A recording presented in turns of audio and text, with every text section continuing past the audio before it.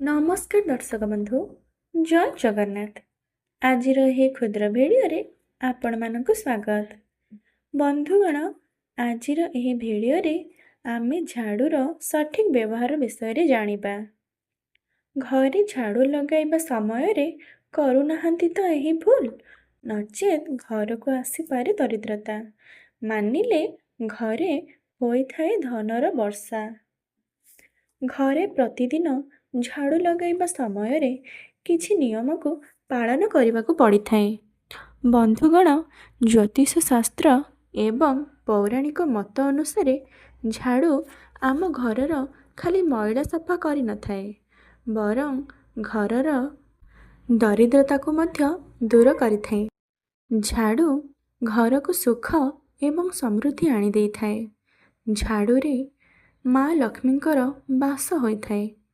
ଝାଡ଼ୁକୁ ସଠିକ୍ ଭାବରେ ବ୍ୟବହାର କଲେ ମା ଲକ୍ଷ୍ମୀ ସନ୍ତୁଷ୍ଟ ହୋଇଥାନ୍ତି ଏବଂ ଏହି ଝାଡ଼ୁର ନିୟମକୁ ଅନାଦର କଲେ ଏହାର କୁପ୍ରଭାବ ଘରେ ଏବଂ ପରିବାରରେ ପଡ଼ିଥାଏ ଏବଂ ଏହାର କୁପ୍ରଭାବ ଆମର ରୋଜଗାରରେ ମଧ୍ୟ ବି ପଡ଼ିଥାଏ।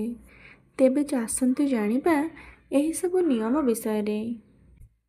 ହେଲେ ତା ପୂର୍ବରୁ ଏହି ଭିଡ଼ିଓଟିକୁ ଗୋଟେ ଲାଇକ୍ କରିଦିଅନ୍ତୁ ଏବଂ ଯଦି ଆପଣମାନେ ଏହି ଚ୍ୟାନେଲକୁ ପ୍ରଥମ ଥର ଆସିଛନ୍ତି ତେବେ ସବସ୍କ୍ରାଇବ୍ କରିଦିଅନ୍ତୁ ଏବଂ ପାଖରେ ଥିବା ବେଲ୍ର ଆଇକନ୍କୁ ମଧ୍ୟ ପ୍ରେସ୍ କରିଦିଅନ୍ତୁ। ଝାଡ଼ୁ ଲଗାଇବା ସମୟରେ ମୌନ ରହି ଝାଡ଼ୁ ଲଗାଇବା ଉଚିତ। ଗପସପ କରି ଝାଡ଼ୁ ଲଗାଇଲେ ମା ଲକ୍ଷ୍ମୀ ଅସନ୍ତୁଷ୍ଟ ହୋଇଥାନ୍ତି। ଝାଡ଼ୁରେ ଗୁଡ଼ ବାଜିଲେ ମଧ୍ୟ ମା ଲକ୍ଷ୍ମୀ ରୋଷ୍ଟ ହୋଇଥାନ୍ତି। ତେଣୁ ଯଦି ଅଜାଣତରେ ଝାଡ଼ୁରେ ଗୁଡ଼ ବାଜି ଯାଇଥାଏ ତେବେ ମା ଲକ୍ଷ୍ମୀଙ୍କୁ କ୍ଷମା ପ୍ରାର୍ଥନା କରିବା ଉଚିତ ଏବଂ ଝାଡ଼ୁ ଲଗାଇବା ସମୟରେ ଧ୍ୟାନ ଦେବା ଉଚିତ ଯେ ଯେମିତି ଝାଡ଼ୁରେ ଗୋଡ଼ ନ ବାଜେ। ସୂର୍ଯ୍ୟ ଉଦୟ ପୂର୍ବରୁ ଅବା ସୂର୍ଯ୍ୟ ଉଦୟ ସମୟରେ ଝାଡ଼ୁ ଲଗାଇ ପାରିବେ ଏବଂ ସୂର୍ଯ୍ୟ ଉଦୟ ପରେ ଝାଡ଼ୁ ଲଗାଇଲେ ମା ଲକ୍ଷ୍ମୀ ରୋଷ୍ଟ ହୋଇ ଚାଲିଯାଆନ୍ତି ଏବଂ ସୂର୍ଯ୍ୟାସ୍ତ ପୂର୍ବରୁ ଝାଡ଼ୁ ଲଗାଇଦେବା ଉଚିତ।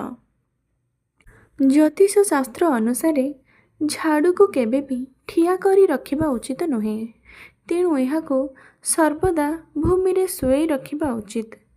ଝାଡ଼ୁକୁ କେବେ ବି ରୋଷେଇ ଘରେ ରଖିବା ଉଚିତ ନୁହେଁ, ଏହାଦ୍ୱାରା ମା ଲକ୍ଷ୍ମୀ ରୋଷ କରିଥାନ୍ତି ଏବଂ ଝାଡ଼ୁକୁ ରୋଷେଇ ଘରେ ରଖିବା ଦ୍ୱାରା ଖାଦ୍ୟର ଏବଂ ପାରିବାରିକ ସ୍ୱାସ୍ଥ୍ୟର ମଧ୍ୟ ଅଭାବ ଦେଖାଦିଏ।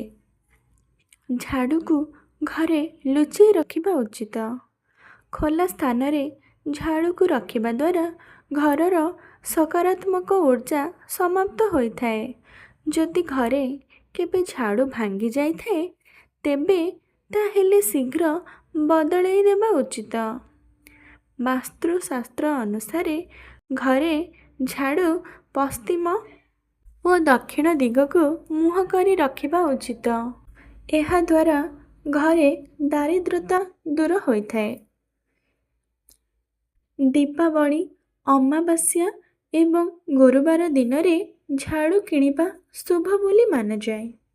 ଏହା ଘରକୁ ଧନ, ସମୃଦ୍ଧି ଏବଂ ସଫଳତା ଆଣି ଦେଇଥାଏ ଏବଂ ନୂଆ ଝାଡ଼ୁକୁ ସର୍ବଦା ମାସର କୃଷ୍ଣ ପକ୍ଷରେ ହିଁ କିଣିବା ଶୁଭ ବୋଲି ମାନାଯାଏ। କୃଷ୍ଣ ପକ୍ଷରେ ଝାଡ଼ୁ କିଣିବା ଦ୍ୱାରା ସୁଖ ଏବଂ ସମୃଦ୍ଧି ବୃଦ୍ଧି ପାଇଥାଏ। ଘରେ ଝାଡ଼ୁକୁ ଠିଆ କରି କେବେ ବି ରଖିବା ଉଚିତ ନୁହେଁ। ଝାଡ଼ୁକୁ ସବୁବେଳେ ଶୁଆଇ ରଖିବା ଉଚିତ। ଝାଡ଼ୁକୁ ଠିଆ କରି ରଖିଲେ ଘରକୁ ଅସୁବିଧା ଓ ଅସନ୍ତୁଷ୍ଟ ଆଣିପାରେ।